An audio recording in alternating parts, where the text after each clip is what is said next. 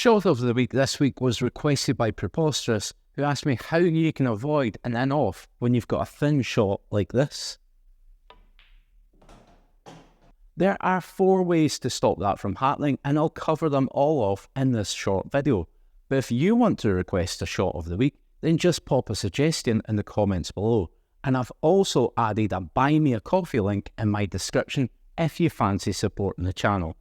So the first way, and possibly the riskiest way to avoid this from happening, is to change the pace that you play the shot at.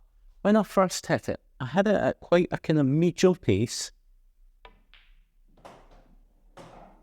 And you can see that the cue ball went straight in there.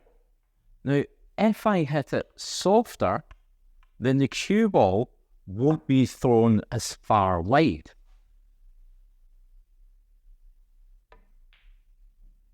So you see, altered the ball, but the cue ball went narrower. So the first way is to change the pace. But I think that one's quite risky, so let's look at another. Now, the second way, probably the most popular way to avoid in-off, would be to try and get backspin on the cue ball. But it's a little bit tricky. Because this shot is such a thin cut, when the cue ball hits the object ball, it's going to slide to begin with. Now the slide, the natural angle, takes it into that pocket. Now the harder you hit this, the more the cue ball is going to slide.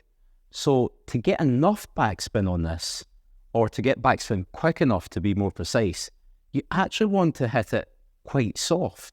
If you hit it soft, you give the cue ball more time to bend before it reaches that pocket.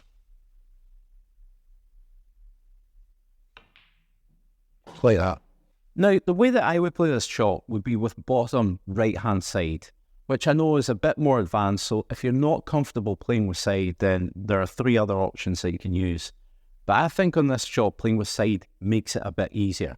So if you put right-hand side on it, the cue ball is going to be rotating that way.